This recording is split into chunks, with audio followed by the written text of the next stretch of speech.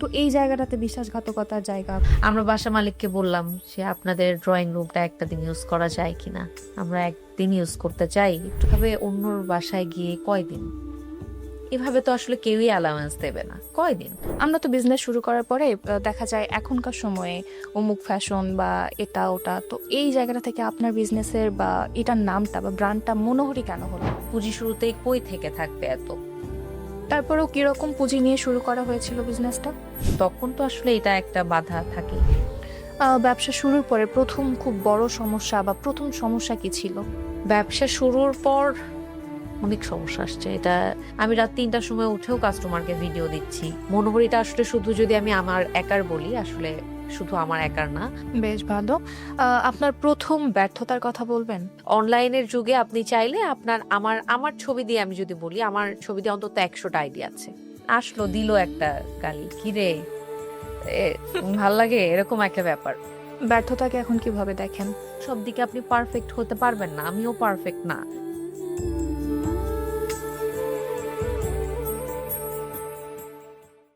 Business এটা তো ছেলেদের পেশা। আমাদের সমাজে প্রচলিত এই অন্ধবিশ্বাসকে বৃদ্ধাঙ্গুলি দেখিয়ে এখন এগিয়ে যাচ্ছে অনেক নারী। ঠিক তেমনই একজনকে নিয়ে আমাদের আজকের পর্ব। বাঙালি নারীর শখ নাকি তীব্র কোনো আঘাত? কি ছিল আসল রহস্য বা শক্তি? আজ সেই তথ্য উদ্ঘাটন করতেই সাথে আছি আমি, রেজওয়ানা ইসলাম রিমি, এবং আমাদের সাথেই আছেন শারমিন ইম্মি, ওনার মনোহরি। কেমন আছেন আপু? খুবই ভালো আছি, আপনি কেমন আছেন? আলহামদুলিল্লাহ, আমিও ভালো আছি। আহ আপনাকে পেয়ে মনে হচ্ছে যে একটু বোধহয় বিজনেস মাইন্ডেড হতে পারবো আজকে, যদি কিছু শিখতে পারি আর কি। সেসব বাদ, আপাতত শুরুর দিকে চাই। আপনার শৈশবটা কেমন ছিল?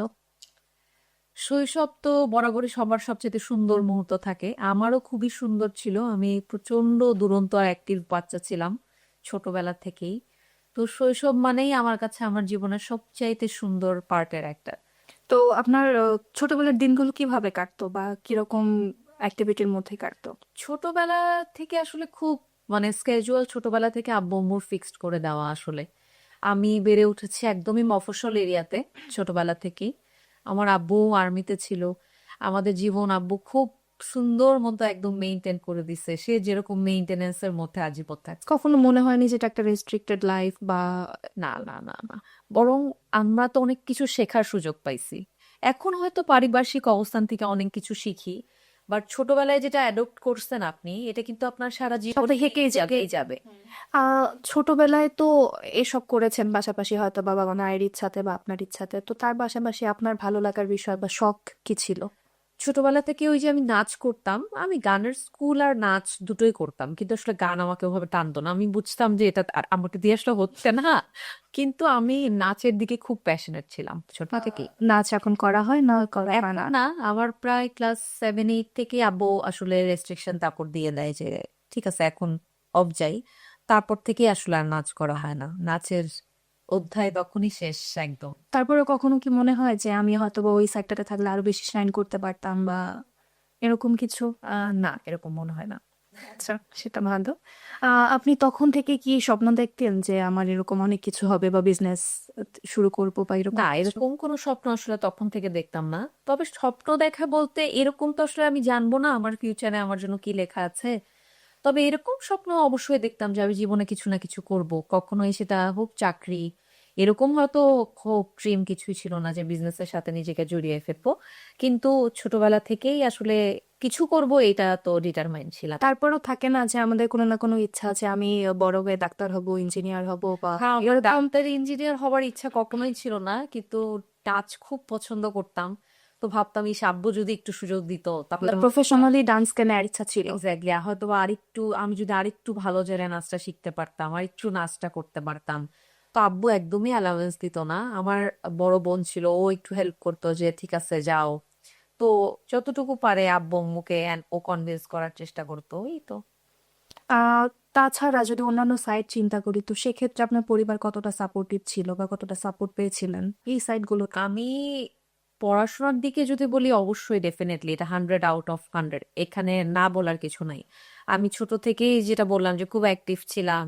তো পড়াশোনায় ডেফিনেটলি আমাকে 100% আব্বু আম্মু সাহায্য করছে, বাট তারা আসলে উল্টোটা ভাবতো যে আমি নাচের দিকে এত আমার ঝোঁক, তো নাচের জন্য এর পড়াশোনা না চলে যায়। তো এইটা যেন তার ফোকাসিং নষ্ট না হয়। সবাই বলতো যে ও রেজাল্ট খুব ভালো করে, ও আর একটু কেন পড়ে না। আমার তো পড়ায় মনের চাইতে আমার তো নাচের দিকে মন বেশি। নাচের কোন ক্লাসটা কবে আসবে? আচ্ছা, এমন কি কখনো হতো যে নাচ করার কারণে থাকে না যে আমাদের সমাজে এক একজন এক এক রকম কথা বলে, তো এরকম কথাবার্তা কখনো যে নাচ করতেছে কটু কথা যেটাকে আমরা স্বাভাবিকভাবে বলে আমি থাকি? আসলে ওই সময়টা অনেক ছোট। সমাজের মানুষ কটু কথা বললে কি হয় এইটুকু বোঝার মতো মানে আচ্ছা হিউমার তখন আসলে আমার ছিল না। আচ্ছা, যেমন বললেন যে পড়াশোনার রেজাল্ট হয়তো বা আরেকটু হলে ভালো হতো বা এরকম কোনো কিছু, তো সেই সময় কখনো কি নিজের মনে হয়েছে যে আমি কি সবার থেকে একটু দুর্বল বা আমি পিছিয়ে আছি, এরকম কোনো অনুভূতি? I was not the topper, আমি ক্লাসের টপার ছিলাম না, কিন্তু আমার রেজাল্ট সবসময়ই ভালো ছিল। আমি আসলে সত্যি কথা বলতে আমি এখন যেটা বুঝি, নিজে আসলে ওই সময়টা এত দুরন্ত ছিলাম, পরে আরেকটু সময় দিলে যে আমি আরো ভালো করতে পারতাম, আমি যে আরেকটু মানে হচ্ছে ক্যাচ জলদি করেও যে আরো ভালো মতো করতে পারতাম, এটা আসলে আমি বুঝতে পারিনি। বেড়ে ওঠা কোথায় ছিল? আমার গ্রাম হচ্ছে কাউনিয়াতে, রংপুরের কাউনিয়াতে। আচ্ছা। এটা একদম থানার সাথে, থানা হ্যাঁ। সদর এরিয়াতে। আপনার মা বাবার থেকে সব থেকে বড় শিক্ষা আমরা অনেক রকম শিক্ষা পেয়ে থাকি, বা একটা শিশু স্বাভাবিকভাবে মায়ের মা বাবার সাথেই তো বড় হয়ে থাকে, সামাজিককরণ তার পরিবারের সাথেই। তারপরও থাকে না যে কিছু কিছু বিষয় তাদের থেকে আমরা পুরোটাই রপ্ত করছি, তো এরকম কোনো বিষয় বা যদি বলেন যে মা বাবার থেকে আমি এই শিক্ষাটা পেয়েছি? আহ শিক্ষা বলতে আমি আমার আব্বুকে দেখছি যে আব্বু অনেক পরিশ্রমী ছিল, আম্মুও তাই। আহ হাউসওয়াইফ, আমার মা একজন হাউসওয়াইফ। তো এত তিনটা বাচ্চা কাচ্চা সামলায় কিভাবে আসলে এত সুন্দর সেটেল থাকা যায়, এত সুন্দর সবকিছু এত স্মুথলি হ্যান্ডেল করা যায়, আমি আসলে এখনো বলবো যে আমি ওইরকম ভাবে হয়ে উঠতে পারি নাই। আমার আম্মুকে আমি যত দেখি এখনো তত শিখি। আপনার পরিবারে কে কে আছেন এখন? আমরা তিন বোন, আপু আম্মু, এই তো। এখন তো আমাদের দু বোনেরই আমরা দুজনেই বাইরে সেটেল, তেমন ছোট বোন আব্বু আম্মু তারা একসাথে থাকছে। আর আপনি মানে ফ্যামিলির সাথে থাকা হচ্ছে না দূরে? ফ্যামিলি আমার এখান থেকে, আমি আসলে তিনটা জায়গায় এখন স্টে করি। আমার ফেনীতে বিজনেস যেহেতু আছে, ঢাকায় আছে, রংপুরে আছে, তো তিন জায়গায় আমি সার্কুলেট করে করে থাকি। আমার বাবার বাসা রংপুর থেকে হয়তো 20 থেকে 30 মিনিট লাগে, কিন্তু বাস্তব অর্থে আমার এমন হয়েছে যে আমি 3-4 মাসেও বাড়িতে যাবার মতন কোনো সুযোগ পাইনি। ছোটবেলায় আপনার সব থেকে বড় ভয় কি ছিল? পরীক্ষায় কি রেজাল্ট হবে। রেজাল্টের কারণে মার খেয়েছেন কখনো? আমি করে Exactly. হয়েছে কি হ্যাঁ হ্যাঁ হ্যাঁ, আমি আমি তো রেজাল্টের জন্যই সব মার খাইছি আমার জীবনে। মানে আমি তো খুবই শুকনা পাতলা ছিলাম। তো আব্বু দেখা যেত যে একটাই কথা, যে রেজাল্ট যদি খারাপ হয় অবস্থা কিন্তু খারাপ। তো দেখা গেছে পরের দিন রেজাল্ট হবে, আমি আগের দিনই মার খেয়ে বসে আছি, কারণ আমি বলছি যে রেজাল্ট খারাপ হবে। আজ শৈশবের দিকে তাকিয়ে নিজেকে কি বলতে চান? আহ সেসব অনেক সুন্দর, অনেক বেশি রঙিন ছিল। আহ এইটা আসলে মানে বাচ্চাদের এখন মানে নেক্সট জেনারেশন বা আমার থেকেও যারা আসবে, তারা যেন তাদের শৈশবটা আরো সুন্দর করে কাটায়। জীবনে আসলে এটাই স্মৃতি হিসাবে থাকে। হয়তো আরো বয়স বাড়বে, তখন এই এজের কথা চিন্তা করব, কিন্তু শৈশবের মতো রঙিন সুন্দর আর কিছুই হয় না আসলে। শৈশবে আসলে খেলাধুলা লেখাপড়া এটাই আসলে সিলেক্টিভ আইটেম না। একটা শৈশবে কিন্তু হচ্ছে একটা বাচ্চার হচ্ছে বিকাশ করার যে একটা সময়, এই সময় কিন্তু বাচ্চা শিখে যাবে কোনটা ঠিক পথে চলতে হলে কি করতে হবে, মিথ্যা বলা কেমনে অ্যাভয়েড করতে হবে। এটা কিন্তু ফুললি আপনার সারাউন্ডিং এরিয়ার মানুষজন আপনাকে শেখাবে, আপনার পরিবার আপনাকে শেখাবে। পড়াশোনার সময় কি কখনো হাল ছেড়ে দিতে চেয়েছিলেন? এই এই কথা ভাবারও সুযোগ নাই। এটা মানে ভুলেও ভাবার কোনো সুযোগ নাই, কারণ খুব রেস্ট্রিকশনের মধ্যে এই সময়টা থাকা। তো এইরকম ভাবার কোনো সুযোগই নাই। হাল ছেড়ে দেওয়া আবার কি জিনিস? হয় পরীক্ষায় ভালো করতে হবে, না হলে বাসায় মার খাইতে হবে, যে কোনো একটা অপশন চুজ করতে হবে। সো এরকম কোনো অপশন নেই। আপনি কখন প্রথম বুঝলেন যে আপনার কিছু করা উচিত বা কিছু করতে হবে? আহ আমি আসলে আমি যখন আসলে অনার্সে ভর্তি হই, তখন থেকেই আমার টুকটাক টিউশনি এগুলো আমি টুকটাক করি। খুব প্রফেশনালি পেতে হবে, পাওয়ার একটা বিষয় আছে। আপনাকে একটা স্টেজে যাইতে হলে তো সেই স্ট্রাগলটা করতে হবে। ওই স্ট্রাগল করার মতো তো কেবল অনার্সে আসছি। তো তখন টিউশনি করাই, টুকটাক টিউশনি করাই, ভালোই লাগে। টিউশনি করাই, মাস শেষে একটা অ্যামাউন্ট হাতে আসে, নিজের শখটা পূরণ করা যায়। এই তো তখন থেকেই মনে হয় যে অবশ্যই কিছু করব, আরো যদি 2-4টা বেশি টিউশনি পাওয়া যেত। আচ্ছা, তখন কি কেউ আপনার স্বপ্নকে বিশ্বাস করতো? তখন এত স্বপ্ন দেখা হয়নি আসলে। আর আমি হচ্ছে আমার বিয়েও কিন্তু খুব আর্লি, এখনকার সময় অনুযায়ী আর্লি যে হয়ে যায়। আমি অনার্স ফার্স্ট ইয়ার ফাইনাল এক্সামের জাস্ট 1 ডে আগে আমাদের বিয়ে হয় আসলে। আচ্ছা, ব্যাচমেট বা এরকম কিছু? না, ব্যাচমেট না। আমার হাজবেন্ড হচ্ছে একজন ডাক্তার। তো ওর যেদিন এমবিবিএস কমপ্লিট হয়, আমরা আসলে ঠিক সেই সময়টাই চুজ করি। কারণ ইন্টার্নের ওর পর শিফট হয়ে যাওয়ার একটা ব্যাপার থাকে। আমরা ফ্যামিলিতে জানাই এবং আমাদের ফ্যামিলি ওই সময়টা একটা ফাঁকা উপযুক্ত সময় দেখে আমাদের বিয়ের দিনটা বেশ সাজেস্ট করে। ভালো। তবে মনে হয় ভাই আপনাকে একটু ভয় পায়, কারণ কালকে দেখছিলাম বেশ হুমকি ধুমকি দিয়ে ছবির পোজ দেয়ানো বা এরকম কিছু হয় কি? না, না, না, উই আর সো ফ্রেন্ডলি। আমি ওটা বুঝতে পেরেছি অবশ্যই, আমি এই কারণে ফান করে কথাটা বললাম যে উই আর সো ফ্রেন্ডলি। আর ও খুবই ফ্রেন্ডলি। যতটা আসলে একটা বন্ধু একটা বন্ধুকে সাপোর্ট করতে পারে একটা জীবনে পথ চলার জন্য, আমি আসলে সেরকমই একজন লাইফ পার্টনার পেয়েছি। এই কারণে আমার আসলে জিজ্ঞেস করা যে ব্যাচমেট। না, না, আমার সাথে 5 থেকে 6 বছরের সিনিয়র। বেশ ভালো। নিজের উপর বিশ্বাস আনতে কতটা সময় লেগেছিল? নিজের ওপর বিশ্বাস আনতে খুব বেশি সময় লাগেনি, কারণ আমি আসলে আমাদের যেটা আসলে উদ্যোগ, যখন থেকে আমি শুরু করি ডে ওয়ান থেকে, আমি খুব পজিটিভ রেসপন্স পাই আমার আশেপাশের মানুষজন থেকে বলেন, আমার ফ্রেন্ডদের থেকে বলেন, আমার পরিচিতদের থেকে বলেন, আমার ট্যুরমেটদের থেকে বলেন, আমি খুবই পজিটিভ রেসপন্স পাই। তো এই পজিটিভ রেসপন্স যখন একটা মানুষ শুরুর দিনেই পায়, হ্যাঁ, তখন কিন্তু আপনার আত্মবিশ্বাস অলরেডি একটা জায়গায় চলে যায়। তো আমি শুরু থেকেই খুব ভালো ফিডব্যাক পাইছি এবং আমি আসলে শুরুতেই যে আমি এখান থেকে এখানে যাব, আমি আসলে এই থেকে করিই নাই। যদি জানতে চাই যে আপনার জীবনের পারিপার্শ্বিক সব অর্জন থেকে পরবর্তীতে চলার পথের জন্য যদি কোনো শিক্ষা গ্রহণ হয়ে থাকে নিজের জন্য, যে এই অর্জনটা আমার ছিল, এরকম কিছু? দেখেন, আমি জীবনে যতদিনই চলবো ততদিনই ভুল করব, ততদিনই হোঁচট খাবো। আর তারপর থেকেই কিন্তু আপনি যদি শিখতে চান তাহলেই আপনি শিখবেন যে ও আচ্ছা, এই ভুলটা আমি গতদিন করেছি, সেটা কিন্তু আর করা যাবে না।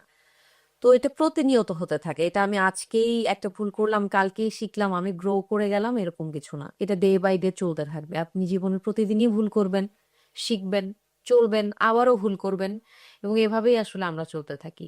তো বিভিন্ন সময় দেখা যায় আমাদের খারাপ সময় আসে বা আমরা একটু সিদ্ধান্তহীনতায় ভুগতে থাকি যে এটা আমাদের করা উচিত কিনা।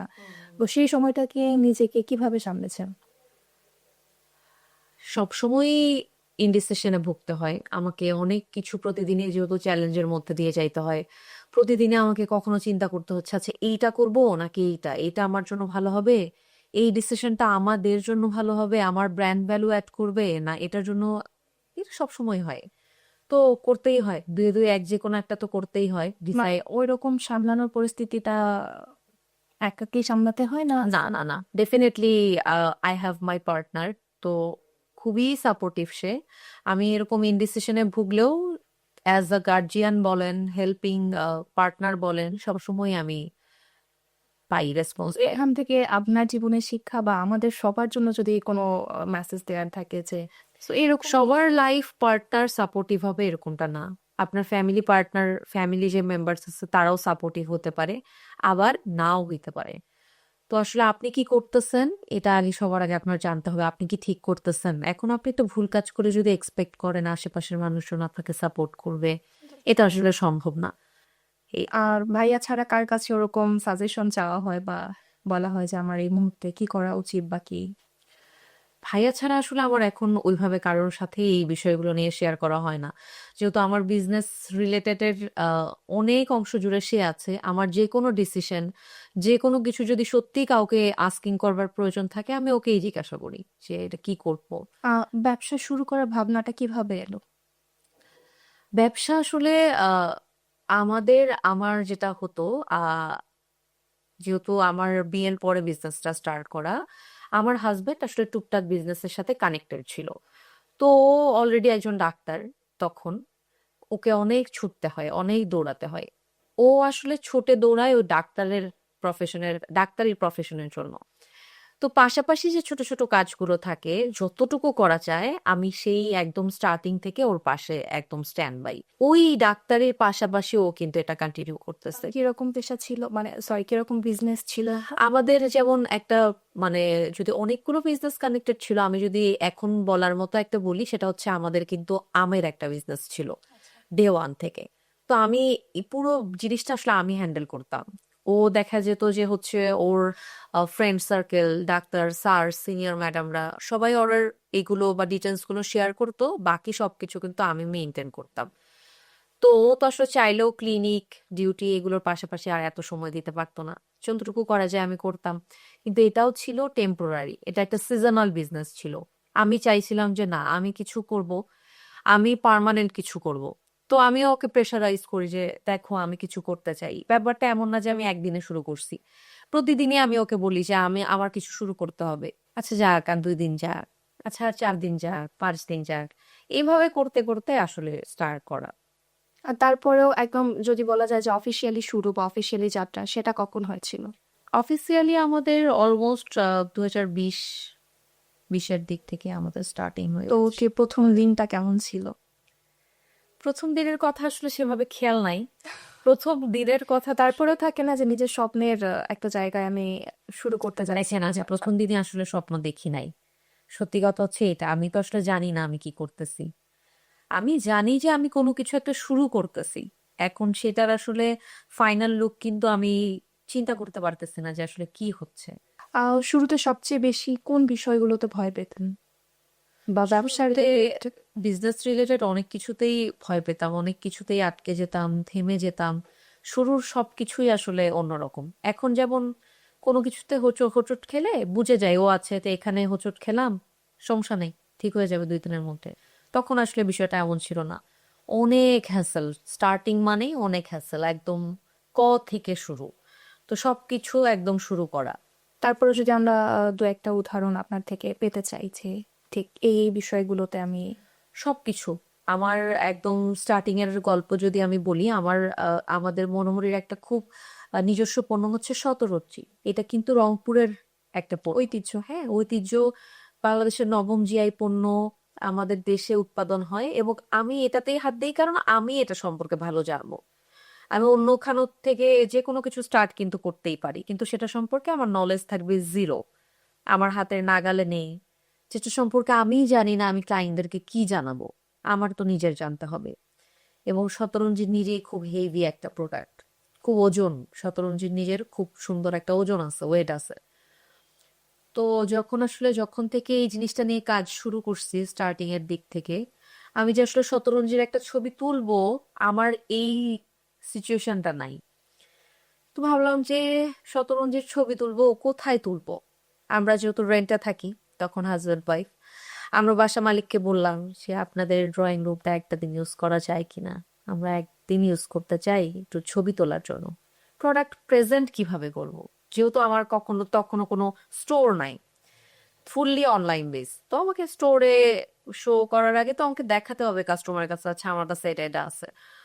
তো ওনারা লাকিলি পারমিট দেয়। তো ওইখানে একটা প্রোডাক্ট স্ট্যান্ডার্ডলি একটা শো করার একটা এবিলিটি হয়। তারপর আস্তে আস্তে আমি নিজে চিন্তা করি এভাবে অন্য বাসায় গিয়ে কয়দিন, এভাবে তো আসলে কেউই অ্যালাউন্স দেবে না, কয়দিন। তারপর আমি নিজের একটা জোন তৈরি করি যে আচ্ছা আমি এই জায়গাটাতে আমি নিজের কাজ সেট আপ করবো। তো ইচ অ্যান্ড এভরি পার্ট, সব কিছুতেই থেকে থেকে থেকে থেকে তারপর শেখা। মাঝখান থেকে যদি আমি জানতে চাই যে আমরা তো বিজনেস শুরু করার পরে দেখা যায় এখনকার সময়ে অমুক ফ্যাশন বা এটা ওটা, তো এই জায়গাটা থেকে আপনার বিজনেসের বা এটার নামটা বা ব্র্যান্ডটা মনোহরি কেন হলো? মনোহরি, এটা আমাকে অনেকে জিজ্ঞাসা করে, শুধু আপনি জিজ্ঞাসা করছেন এরকমটা না। দেখা যায় ম্যাক্সিমাম মানুষ কি হয় যে এখন যেটা হয় অনলাইন, সবার শখ একটা অনলাইন পেজ থাকুক নিজের, দেখি না কি হয়, স্বাভাবিক হতেই পারে। দেখা যায় অমুক বাই নেই, নিজের নেই। তো আমার যেটা হয়েছে, আমি খুব চিন্তা করছি যে আমার পেজে যেটা থাকবে সেটা হচ্ছে মাল্টি প্রোডাক্ট থাকবে এবং মানুষের মানুষের মনে গিয়ে খুব সুন্দর মতো একটা আবেগের একটা জায়গা ধারণ করবে। তো আমরা গ্রামের যে মণিহারের শপ থাকে সেখান থেকে এটা মডিফাই করে মনোহরি রাখি। আর আমাদের নাম রাখার কারণ হচ্ছে যেটা মানুষের মনকে হরণ করবে। সো এটা থেকে মনোহরি নামটা আমাদের রাখা। নাম সিলেকশনটা কি শুধুমাত্র মানে নিজের চিন্তা থেকেই হ্যাঁ, আমি টোটালি এটা সিলেকশন নিজে, এখানে আমি শুধু এটা চিন্তা করছি, এটা আমিই রাখছি এবং আমার থিঙ্কিংও এটাই ছিল। তখন আপনার হাতে কি ছিল আর কি ছিল না? তো আচ্ছা দেখেন, ব্যবসায় আমি যেটা বুঝি এটা একটা রোল। হ্যাঁ, আমার কাছে তখনও অনেক কিছু ছিল না, এখনো অনেক কিছু নাই, ইটস আ রোল। আমি যেটা করতেছি আমি এটা রোলিং রোলিং রোলিং রোলিং করতেছি, কোনো কিছু কিন্তু আমি স্টাক করে ধরে নিই। তো শুরুতে অবশ্যই পুঁজি কম ছিল, আমার স্টার্টিং এ তো পুঁজি বেশি থাকবে না, এটাই স্বাভাবিক। পুঁজি শুরুতেই কই থেকে থাকবে এত? তা তখন তো আসলে এটা একটা বাধা থাকে, ছোটখাটো বাধা থাকে। তারপরেও কিরকম পুঁজি নিয়ে শুরু করা হয়েছিল বিজনেসটা? আমার প্রথম পারচেজিং যদি বলি, আমার প্রথম পারচেজিং 20,000 টাকার মতো ছিল আমার যতদূর মনে পড়ে, একটু 19-20 হতে পারে। আমি প্রথম শতরঞ্জি কিনেছি হচ্ছে 20,000 টাকার মতো, আর শতরঞ্জি আমার ব্যবসার প্রথম পণ্য ছিল। তো তখনই আমি শুরুর দিকেই যখন আসলে 20,000 টাকার মতো পারচেজিং করি, তখন কিন্তু এটা পারচেজিং 20,000 টাকার পারচেজিং মানে আমি আপনার একটা ভালো কাস্টমার। তো তখন সে মাথায় ক্যাচ করে রাখছে এবং শুরুর দিনে এই 20,000 টাকা পারচেজিং এর 3 থেকে 4 দিনের পরেই আমি সেটা আবার ডাবল পারচেজিং হয়ে যায়, আমি আবার 40,000 টাকার মতো শতরঞ্জি পারচেজিং করি। কারণ আমার মাথায় এইটা আছে যে আমি ওই টাকা যে লাভ হয়েছে ওইটা দিয়ে আমি আবার আরো কিনতেছি। ওই প্রথম দিনের যে টাকাটা 20,000 টাকার যে শতরঞ্জি আমার কেনা হয়েছে, ওইটা থেকে যে 2 লাখ টাকাও আমার এক্সট্রা ইনকাম হয়েছে সেটা দিয়েও কিন্তু আমি এখানে ইনভেস্ট করছি। তো এটা অল অ্যাবাউট রোলিং। এটা কতদিনের ব্যবধান ছিল তারপরেও যে ফার্স্ট বার যখন গিয়েছিলেন? অলমোস্ট 4 ডেজ, খুব বেশি দিন না, কারণ আমার যেহেতু শুরুর থেকে আমি বললাম যে আমি খুব ভালো রেসপন্স পেয়েছি, আমার আমার শুরুর দিকটাও খুব ভালো ছিল। তবে হ্যাঁ, শুরুর দিকে আসলে রেসপন্স ভালো পাওয়াটা স্বাভাবিক। আপনার যদি সারাউন্ডিং এরিয়া পরিচিত মানুষজন ভালো থাকে, আপনি যদি কোনো ভালো কাজ করেন, তাহলে অবশ্যই আপনি রেসপন্স ভালো পাবেন। পরিবার বা কাছের মানুষদের প্রতিক্রিয়া কিরকম ছিল? খুবই সাপোর্টিভ। আমি স্টিল নাও আমি আমার শ্বশুরবাড়ির ফ্যামিলির সাথেই থাকি। ঠিক আছে? আমার শ্বশুরবাড়িও খুব ছোট। আমার শাশুড়ি আছেন। আমার শ্বশুর আমার বিয়ের 1 বছর পরে আ চলে যান আসলে। আর আমার হাসব্যান্ড অ্যান্ড তার ছোট ভাই। তো আমরা 4 জন আসলে একসাথেই থাকি এবং আপনি আমাকে যদি এখন বলেন যে আমার বিজনেসে তারা কেমন প্রভাব ফেলে? তো হয়তো তারা ডিরেক্টলি ইনভলভ না, বাট যতটুকু একটা ফ্যামিলি মেম্বার হিসেবে সাপোর্ট করা যায়, তারা ঠিক ততটুকুই সাপোর্টিভ। যতটা সাপোর্ট একটা শ্বশুরবাড়ির লোকজনের থেকে একটা মেয়ে আশা করে, আমি তার চেয়ে তো খুব ভালো একটা মানে ফ্যামিলি পেয়েছি যেখান থেকে যতটুকু সাপোর্ট পাওয়া যায়। ব্যবসা শুরুর পরে প্রথম খুব বড় সমস্যা বা প্রথম সমস্যা কি ছিল? বা সমস্যা এসেছিল কিরকম? ব্যবসা শুরুর পর অনেক সমস্যা আসছে, এটা একটা দুটা সমস্যা বলে আসলে এইভাবে না, আমি একটা দুটা করতে জানতে পারবো চাই। না, অনেক প্রবলেম আসছে। সমস্যা অনেক কিছু সমস্যা। ব্যবসা শুরু করি, আমার বিজনেস হচ্ছে 7 তলায়, আমি যেই 7 তলায় বাসায় থাকি সেখানে লিফট নাই, রাইডার আসবে না পার্সেল পিক আপ করতে। 7 তলায় কোনো মানুষের পক্ষে আসলে পিক আপ করে আবার নিয়ে যাওয়া সম্ভব না। রাইডারকে অনেকভাবে কনভিন্স করি, এক্সট্রা টাকা দেই, বোনাস দেই, একটু নিয়ে যান ভাই, আমি পার্সেলটা একটু নিয়ে যান, দিতে হবে, কিছু করার নাই। আজকে অর্ডারটা আমাকে আজকেই দিতে হবে, কারণ আমি একটা কাস্টমারকে যত ফাস্ট ডেলিভারি করব, সে কিন্তু তত বেশি স্যাটিসফাইড থাকবে। যেহেতু সবকিছু তখন নিজে করি প্রথম দিকে, আরো বেশি টেন্সড, আরো বেশি অ্যাক্টিভ। তো তখন মনে হতো না যে এই কাস্টমারটাকে আমাকে থাকে না যে কাস্টমার ধরে রাখার যে ব্যাপারটা, তখন কি এভাবেই সেটা হ্যান্ডেল করা হতো? আমি কাস্টমার ধরে রাখার জন্য এমনও হয়েছে যে আমি রাত 3টার সময় উঠে কাস্টমার আমাকে বলতেছে আপু এটার ভিডিও দেন। কাস্টমার তো অফিস সেরে রাত 2টা 3টার দিকে হয়তো ফোন স্ক্রল করতেছে, বাট আমি তো স্ক্রল করতেছি না, আমি কিন্তু আমার কাজই করতেছি। তো কাস্টমার বলতেছে যে এখন সব ভিডিও লাগবে, ভিডিও দেন। তো রাত 3টার সময় এখন যদি আমি ভিডিও না দেই, কাস্টমার যদি অন্য কোথাও কেনাকাটা করে ফেলে, আমি রাত 3টার সময় উঠেও কাস্টমারকে ভিডিও দিচ্ছি, এটা রেগুলার হওয়ার হামেশাই হচ্ছে। তো এরকম তো হয়েই যায়, হতেই থাকে। তো এরকম অনেক অনেক সমস্যা ফেস করতে করতে কখনো মনে হয়েছিল কি যে আমার দ্বারা এটা সম্ভব না বা আমার ছেড়ে দেওয়া উচিত? না না, নেভার এভার এরকম কোনো থিঙ্কিং, প্রচুর ডেডিকেটেড ছিলাম। এটা কখনোই আমার মনে হয়নি একদিনের জন্য না, যে না ধুর করব না, ভাল লাগছে না, এটা কখনোই না। আমি আমি খুব রেসপন্সিবল ছিলাম এই বিষয়ে। আমি জানি এখানে আমার অনেকটা সময়, আমার শ্রম, আমার মেধা, আমার কষ্ট সবকিছু আছে। আমি চাইলেই কোনো জায়গা থেকে চট করে মুভ করতে পারি না, আমি করি না। আমি ডিসাইড করি, আমি চিন্তা করি, আমি তারপর সেটা করি। তো এই ডেডিকেশনের পিছনে আহ, কিরকম সাপোর্ট ভাইয়া দিয়েছিল, বা কতদিন ধরে এই ডেডিকেশনটা আপনি লালন করছিলেন নিজের মধ্যে? ডেডিকেশন ডেডিকেশন তো থাকতেই হবে। আপনি যাই করেন, আপনি একটা ফুলের গাছ লাগালেও ওই গাছটাকে আপনাকে যত্ন করতে হবে। তো আমি যখন একটা বিজনেস হোল্ড করতেছি, আমার আমার মাথায় কিন্তু অটোমেটেড অনেক প্রেশার, আমার অনেক রেসপন্সিবিলিটিস আছে। তো ডেডিকেশন আমার থাকতেই হবে। আর পাশাপাশি যদি বলেন না আমার পার্টনারের কেমন আহ, কি, তো আমি যেরকম ডেডিকেটেড, সে আসলে ততটাই সাপোর্টিভ, এবং সেও চেষ্টা করে আসলে যতটুকু সাপোর্ট দেয়া যায়। মনোহরিটা আসলে শুধু যদি আমি আমার একার বলি, আসলে শুধু আমার একার না, ও যতটুকু পারে ওর কাজের বাইরেও আমাকে ততটুকু সময় দেয়। বেশ ভালো। আপনার প্রথম ব্যর্থতার কথা বলবেন? প্রথম কোনো ব্যর্থতা যদি থেকে থাকে। না, আমাদের তো সবকিছুতেই আমরা সফল হই এমন কিছু না। দেখেন এখন সফল হওয়া মানে আপনি ব্যবসায়। আমরা হয় সফল হই না হয় শিখি, তো হুম, দেখা যায় যে ব্যর্থতা তারপরেও আমরা একটা আক্ষরিকভাবে বলে থাকি যেটা আমি ব্যর্থ হয়েছি বা এটা আমার ব্যর্থতা ছিল। এরকমও যদি কিছু থেকে থাকে। না, আমার কাছে আসলে এগুলো কোনো ব্যর্থতা মনে হয় না। কারণ ছোটখাটো ভুল আপনার জীবনে এগুলো আসবেই।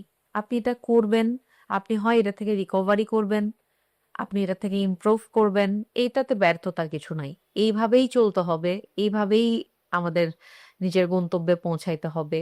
এটাকে আসলে ব্যর্থতা বলা আমার জন্য আসলে, আমার কাছে ওরকম, আমার পয়েন্ট অফ ভিউ থেকে এরকম লাগে না। তারপরে ওই ছোট ছোট যে দেখা যায় যে না পাওয়া, আমরা কিছু পেলাম না বা এটা এভাবে চেয়েছিলাম হলো না, ওই মুহূর্তটাকে কিভাবে আপনি সামলে নিতেন? এখন ছোট ছোট না পাওয়া নিয়ে যদি আমি চিন্তা করে থাকি, তাহলে আমি বড় বড় কোনো পাওয়াই পাবো না। সাপোজ আমি আজকে থেকে 10 দিন পরে আমি হচ্ছে 10 দিনের জন্য দেশের বাইরে যাচ্ছি, আসলেই যাচ্ছি। তো আমাকে কিন্তু ওই 10 দিনের চিন্তা এখন থেকে করতে হবে। কেন? কারণ ওই ওয়ার্ক লোডটা কিন্তু তখন আমার থাকবে না, সো ওই লোডটা আমার এখনই নিতে হবে। ওই পাওয়ার জন্য কিন্তু আমাকে এখানে আরো অনেকটা সময় দিতে হচ্ছে, আমাকে অনেক লোড নিতে হইতেছে, ডাবল প্রেসার নিতে হইতেছে। তো এটা এটা আসলে না পাওয়া বলে কিছু নাই। ব্যবসা শুরু করার পরে কখন প্রথম আশার আলোটা দেখা শুরু করলেন যে না ঠিকঠাক হচ্ছে বা আরো কিছু করতে পারবো? আমি আসলে শুরু থেকেই খুব ভালো রেসপন্স পেয়েছি, আপনাকে শুরুতেই বলছি যেমন। তো যখন শুরুতে ব্যবসা করলাম তখন দেখি আশেপাশের মানুষজন খুব কেনাকাটা করতেছে। আমি আসলে মন থেকে আমরা খুব খুশি ছিলাম এমনটা না। আশেপাশের মানুষজন আজকে কিনতেছে, কালকে কিনতেছে, পরশুদিন তো কিনবে না, একটা পণ্য তো পরশুদিন কিনবে না। তারপর ভাবতেছি আচ্ছা, পরিচিত মানুষদেরকে আমি আসলে যদি কাউন্ট করি যে এটা করে আমি খুব ভালো করতেছি, এটা কখনোই হবে না। পরিচিত ক্লায়েন্ট আপনার কাছে আজকেও কিনবে, কালকেও কিনবে, কিন্তু আপনার ক্লায়েন্ট বেস হবে যখন আপনি অপরিচিত মানুষকেও আপনার ক্লায়েন্ট হিসেবে ধরে রাখতে পারছেন।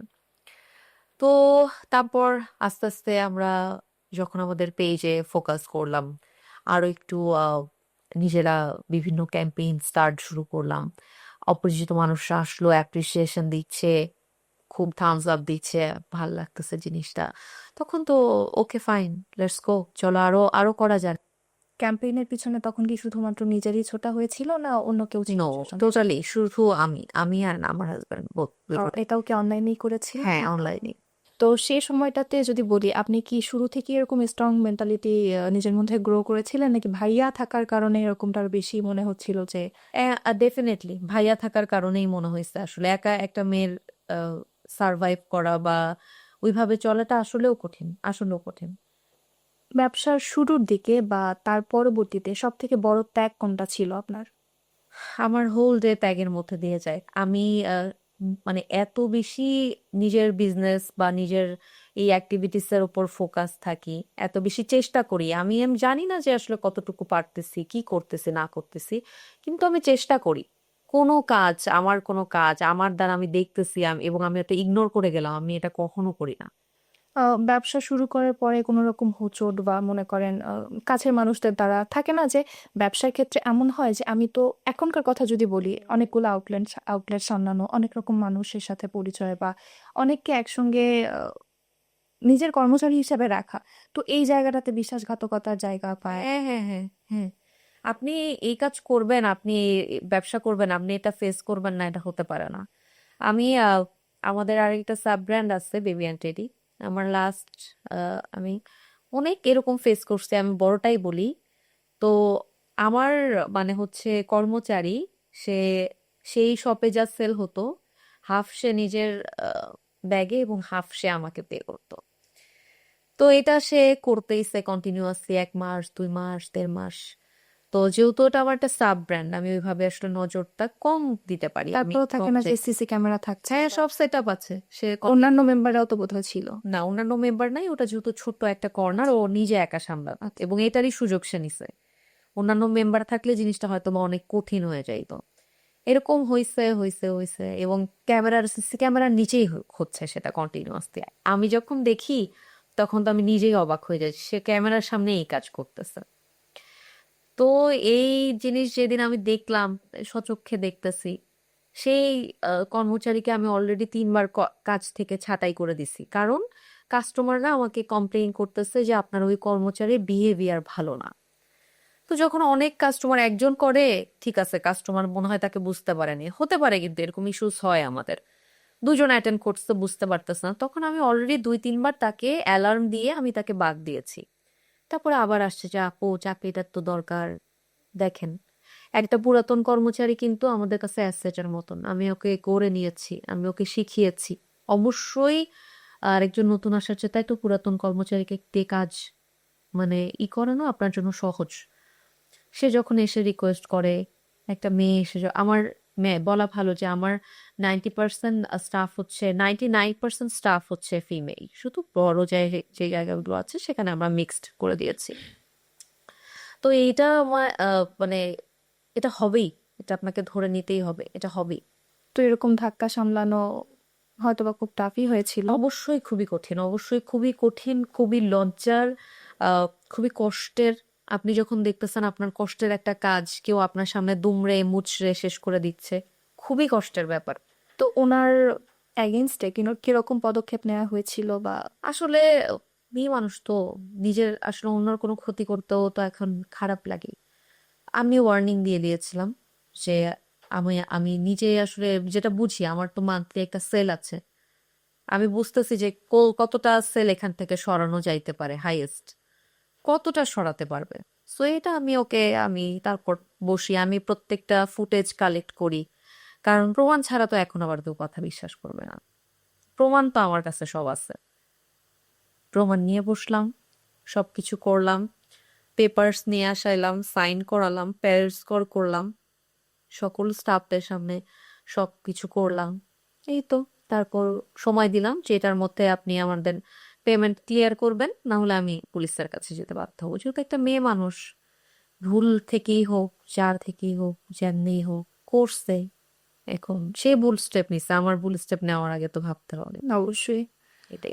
এখন টোটাল আউটলেট কয়টা, যদি সাব আউটলেট বলি বা মেইন আউটলেট? আমাদের মনোহরীর শোরুম এখন হচ্ছে 3টা, আর বেবি টেডির একটা ছোট কর্নার আছে, তবে ওটা নিয়েও আমাদের চিন্তা আছে আহ চলতি বছরে কিছু করার। আউটলেট 3টা। কোন কোন প্লেসে আছে? একটা হচ্ছে আমাদের ঢাকা শাখা, ঢাকা ব্রাঞ্চ, এটা হচ্ছে বসুন্ধরা সিটি কমপ্লেক্স, লেভেল 5-এ আছে। এটা আমাদের 3টা সব মিলে আমরা একটা অ্যাডজাস্ট করেছি।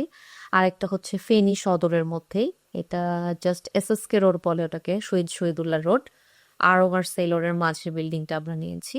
টাইম জোনের ওপরে দ্বিতীয়, তৃতীয় আর চতুর্থ তলা, মানে এখনো অব্দি মনোহরের সবচেয়ে বড় আউটলেট হচ্ছে আমার ফেনী শোরুম। লাস্ট যেটা আমি কমপ্লিট করলাম, এটার বয়স 1.5 থেকে 2 মাস হচ্ছে। আর রংপুর শোরুম তো আমার প্রথম শোরুম। তো সন্তানের মতো। হ্যাঁ, এটাও আমি এক্সটেন্ড করেছি, আমার প্রথম আউটলেটটাও ছোট ছিল। তো ব্যবসা বাড়ার সাথে সাথে চাপ কি রকম বেড়েছে, বাইরে সামলাচ্ছেন কিভাবে? খুবই প্রেসার, খুবই প্রেসার। আসলে না, মানুষ চিন্তা করে ব্যবসা বাড়লে হচ্ছে মনে হয় যে অনেক মুনাফা বা প্রফিট রেঞ্জ বাড়তেছে, এরকমটা না। আমরা আসলে এখন ব্যবসা বাড়াতে চাই আমাদের পরিচিতি বাড়ানোর জন্য, আরো দুটো মানুষ বেশি চিনো। মুনাফার দিকে কিন্তু আমরা এখন আর তাকাই না, এখন তাকাই আমরা সার্ভিসের জন্য। সার্ভিসটা আরেকটু ভালো করি, কাস্টমাররা একটু যদি আরেকটু ভালো মতো আরেকটু স্বাচ্ছন্দ্যের সাথে যদি কেনাকাটা করতে পারে, তো এটা ডে বাই ডে ব্যবসা খুব চ্যালেঞ্জিং হয়ে যাচ্ছে এবং আমাদের দেশে বিজনেস সবসময়ই চ্যালেঞ্জের। এই যে বিশ্বাসঘাতকতার একটা গল্প শুনলাম বা এরকম যখন ব্যবসা শুরু করেছেন, অনেক চাপ। তো এই মুহূর্তে মানে এরকম সময় কখনো মনে হয়েছে যে আপনি খুব একা? না, এরকম কখনো মনে হয়নি। একা মনে হওয়ার আসলে সুযোগ নাই। আমার কাজের এত বেশি প্রেসার এবং হোল ডে আমি এত বেশি কাজ নিয়ে অ্যাটাচড থাকি। এইটা বোঝানো তো যে সময় এটা আসলে আমি পাই না। তো কাজ করতে করতে তো অনেক হাঁপিয়ে যাওয়ার মুহূর্ত আসে যে আমি এই মুহূর্তে আর কাউকে বিশ্বাস করতে পারছি না। আমার পিছনে দাঁড়িয়ে যে কাঁধে হাত দিয়ে সাহস দিবে বা আমার কাজটা একটু হেল্প করবে। তো এরকম মানুষ ওই বিশ্বাসঘাতকতা করে কি মনে হয়েছে যে কাউকে হ্যাঁ, বিশ্বাস? পাই আসলে। It's a team work. আমি আসলে যখন এত বড় একটা বিজনেস রান করছি, তখন কিন্তু আমি আর একা ইনভলভ নেই। আমার পাশে আমার এমপ্লয়িজরা বলেন ওরা তো আছেই। কিছু কাজ তো ভাগ করে দেয়া আছেই। তো আমি হয়তো কখনো অসুস্থ, কখনো থেমে যাচ্ছি, কখনো ব্রোকেন, কখনো নিজে এফোর্ট 100% দিতে পারছি না। তখন অবশ্যই তারা যতটুকু পারে, আমি আপনাকে একটা এমপ্লয়ের কথা হয়তো বা বললাম যে সে বিশ্বাসঘাতকতা করেছে। তার জন্য হয়তো আমি 10 পা পিছিয়েছি। পাশাপাশি অনেক এমপ্লয়িজ আছে যারা অনেক ভালো কাজ করে এবং অনেক অ্যাক্টিভ, অনেক সৎ। তাদের জন্য অবশ্যই ইমপ্রুভ হচ্ছে। তো এরকম সফলতার পরে কাদার কোনো মুহূর্ত এসেছিল কি জীবনে? কাদার কিছু আসলে এরকম নেই। তবে অবশ্যই সবসময় যখন মনে হচ্ছে যে ভালো কিছু করছি, কিছু অ্যাচিভ করলাম, অবশ্যই উপরাল্লা টানলে হ্যাঁ, অবশ্যই এটা তার কাছেই সকল কৃতজ্ঞতা জানাই। সবসময় তার কাছেই বলি যে ঠিক আছে, আমাকে আরো ভালো কিছু করতে হবে। আরেকটু ভালো করে করতে হবে। আরেকটু সততার সাথে করতে হবে। আপনার সব থেকে গর্বের মুহূর্ত কোনটা? যে এই মুহূর্তটাকে আমি একদম গর্বের সহিত স্মরণ করি। এখন বলতে পারি, এখন প্রেজেন্ট সিচুয়েশন যদি বলি, যখন বাইরে যাই, 2-4 জন মানুষ চিনতে পারে। দূর থেকেই মনোহরি আপু কেমন আছেন? এরকম বলে। নিশ্চয়ই ভালো কিছু করি, টুকটাক মানুষ চিনে। এটা আসলে তো নরমালি আসলে কাউকে চেনে না। তো এই যে 2-4টা মানুষজন চেনে, ভালোবাসা দেয়, দোয়া দেয়। তো খুব ভালো লাগে। দেশ থেকে এরকম রেসপন্স পাই এমন না। দেশের বাইরে থেকে আমাদের প্রচুর ক্লায়েন্ট আছে। আমার মনোহরির প্রচুর ক্লায়েন্ট আছে যারা দেশের বাইরে থাকে। আমাদের যেহেতু প্রতিনিয়ত দেশের বাইরে প্রচুর প্রোডাক্ট চাই। আর তো একটা বড় ক্লায়েন্ট বেস আছে মনোহরের। তো তারা দেশের বাইরে থেকেও দেখা যায় যখন আসে, দেখা যায় যে খুব স্পেসিফিকলি যাকো তোমার জন্য এটা নিয়ে আসছি, আবার আমাকে পার্সেল পাঠাচ্ছে। তো এগুলো তো ইন্সপায়ারিং, এগুলো আসলে খুব ভাল লাগে যে আচ্ছা কিছু করতেছি। হয়তোবা রাস্তা দিয়ে যাচ্ছি, বাস থেকে ডাকতেছে, আপু কেমন আছেন, আপনাকে চেনা চেনা লাগে। আমার নাম এক্স্যাক্টলি বলতে পারতেছে না, আমার নাম জানতেছে না, কিন্তু বলতেছে আপনি মনোহরির আপু না। তো তখন আসলে ভাল লাগে। মানুষের জীবনে তো আপস অ্যান্ড ডাউনস আছেই। তো এর মধ্য থেকেও দেখা যায় যে ভালো রিভিউ যেমন আছে, খারাপও আছে। হয়তোবা ব্যাপারটা আসলে খারাপ না, অনেকে জেলাসি থেকে হোক বা অন্য কোনো টেন্ডেন্সি নিয়ে হোক। আর সোশ্যাল মিডিয়ার যুগে এমন হয় যে দেখা যায় ভালো কিছু হওয়ার পরেও আমার সহ্য হচ্ছে না, আমি অন্য কারোর দ্বারা খারাপ কিছু একটা করালাম, এরকম না, আমি এরকম অলরেডি ফেস করছি। আমি যখন একদম বিজনেস স্টার্ট করি, তখন আপনারা জানেন যে পেজে রিভিউ অপশন নামে কিন্তু একটা অপশন থাকে পেজে, রেকমেন্ডেশন। এটা খুব ইম্প্যাক্ট ফেলে। হ্যাঁ, হ্যাঁ, আমি যখন একটা পারচেজিং করব, তো আমি দেখে নেব না যে আমি আমি কোন অবশ্যই জায়গা থেকে কিনছি। অবশ্যই। সবাই আমাকে শুরুতেই চিনবে না। তো আমি দেখলাম আমার শুরুতে এরকম হুট করে একদিন ওভারনাইট 20-25টা ফেক আইডি থেকে টানা হচ্ছে এরকম বাজে রিভিউ আসতেছে টানা। হ্যাঁ, ডাক্তারে বলবে এটা করতেছিস বা আহ, এই পেজ থেকে নিছি এটা ভালো না। তো আমাকে তো চেক করতে হবে, হইতে পারে আমি যেহেতু এত প্রোডাক্ট নিয়ে কাজ করি, কোনো প্রোডাক্টের রিভিউ কিন্তু খারাপ আসতে পারে। ওভারনাইট আমি তো সারা রাত টেনশনে ঘুমাতে পারতেছি না যে এটা কিভাবে সম্ভব। তারপর দেখলাম যে বট আইডি বলে কিন্তু ফেসবুকে আইডি আছে, আচ্ছা এগুলো কিনতে পারবে চাইলে। তো তখন বুঝলাম যে কেউ খুব টার্গেটেড ভাবে আসলে এই ধরনের কাজ করতেছে। তারপর তখন আমি বাধ্য হয়ে রিভিউ সেকশন অফ করে দিলাম। তো ওটা ওই পদক্ষেপটা কি ওই দিন মানে পরপরই কিছুক্ষণ পরে নেওয়া? না, কিছুক্ষণ পর আমি তো বুঝেই উঠতে পারতেছি না কি হচ্ছে। 20-25টা আইডি থেকে এট এ টাইম রিভিউ আসা, এটা তো নর্মাল কোনো বিষয় না। তো তখন তো আসলে এই বিষয়টা আসলে খারাপ লাগার, তখন চিন্তা করতেছি যে কি করা যায় কি করা যায়, তখন আসলে ভেবেচিন্তেই ভালোর জন্য এটা আসলে ডিসিশন নেওয়া হলো আর কি। এটা কোনো রকম ইম্প্যাক্ট ফেলেছিল বিজনেসে? না, ইম্প্যাক্ট ফেলেনি, কারণ এটা শুরুর দিকে আমার ক্লায়েন্ট বেস কিন্তু অলরেডি অনেক কম। হ্যাঁ, অনেক কম। তখন আমি অনেক মানুষকে কিন্তু, যে কয়েকটা কাস্টমার আমার, আমি তাদেরকে কিন্তু নিজে হ্যান্ডেল করতেছি। আমি যখন কাস্টমারকে হ্যান্ডেল করতেছি, আমি কিন্তু জানি আমি কি করতেছি। এখন হয়তো আমার দ্বারা আমার স্টাফ দুইটা একটা ভুল করতেছে, আমার কোনো মডারেটর ভুল করতেছে, আমার আরেকটা হ্যান্ড হয়তো বা ভুল করতেছে, কিন্তু তখন তো সব আমিই জানি। ভুলের সংখ্যা আসলে খুবই কম। তো বরং পাশে কাঁধে হাত দেওয়ার মতো অনেক মানুষের পেয়েছি যারা বলেছে এটা কোনো বিষয় না, এটা হতেই পারে। এবং আমার ধারণা যে যারা এই জিনিসগুলোর সাথে কানেক্টেড, তারা এটা খুবই ইজিলি বুঝতে পারবে। অনলাইনের যুগে আপনি চাইলে আমার আমার ছবি দিয়ে, আমি যদি বলি, আমার ছবি দিয়ে অন্তত 100টা আইডিয়া আছে, অন্তত। আমার শাড়ির ছবি দিয়ে বিজনেস রান করতেছে এরকম অন্তত 50টা পেজ আছে, কারণ আমার পেজের কিন্তু সকল ছবি অথেন্টিক। আপনি যখন একটা ব্যবসা করছেন, সেখানে আপনি এত টাইম দিচ্ছেন, প্রত্যেকটা প্রোডাক্টকে রিনাউন্ড করবার জন্য আমি এফোর্ট টাইম দিচ্ছি, আরেকজন শুধু চুরি করে ডাউনলোড করে বিজনেস করতেছে, তখন কিন্তু শেয়ার মুনাফা বা এই বিষয়টার দিকে খেয়াল করে না। তো এই বিষয়টাকে কিভাবে হ্যান্ডেল করেন? মনে করেন অনেক একটা আমাদের দেশে আপু এগুলোর জন্য কোনো সলিউশন নেই। কষ্টের কথা হলেও এটা সত্যি, এটার জন্য আপনি কোনো সুরাহা পাবেন না। আপনি নেগেটিভ কোনো কিছু করে আমাদের দেশে মানুষজন যত সহজে আপনাকে মনে রাখে, এটা আসলে পজিটিভ কোনো কিছু করে কোনো মানুষজন আসলে আপনাকে মনে রাখে না, কোনো সুরাহাই আপনি পাবেন না। তো এটা হরহামেশা হতে থাকে, এখনো হয়। প্রথমে খুব ক্ষেপে যেতাম, প্রথমে হয়তো স্টেপ নিতাম, লেখালেখি করতাম, বলতাম, ওই জায়গায় একটা ফোন করতাম, ফোন করে বলতাম যে এরকম কেন করতেছেন। তো এখন আসলে জিনিস হয়ে গেছে। আমি এইটা বললেন, আমি আসবার আগেও একজন আমাকে ইনবক্সে ছবি পাঠাইছে, আপু দেখো তোমার ছবি দিয়ে তো ফেক আইডি ক্রিয়েট করছে। আসার আগে, এখানে জাস্ট আসার আগে, এত বছর পরেও। ও আচ্ছা, ঠিক আছে। এটা তো দেখা গেল যে আইডি খোলার বিষয়টা বা আইডি ক্রিয়েট করলো, দু একটা ওভাবে পরিচিতি লাভ করছে বা কোনো না কোনো টেন্ডেন্সি তাদের মধ্যে আছে। এমনটা হয় না যে এখন যদি বলি যে কোনো কটু কথা শুনতে হচ্ছে কিনা, যেহেতু আমাদের সোশ্যাল মিডিয়ার যুগ, ভালো যেমন প্রশংসা করছে, অনেকে অ্যাপ্রিসিয়েট করছে, আবার দু একটা মানুষ এটা প্রচুর প্রচুর, দুই একটা মানুষ না, আপনাকে সবাই তো পছন্দ করবে না।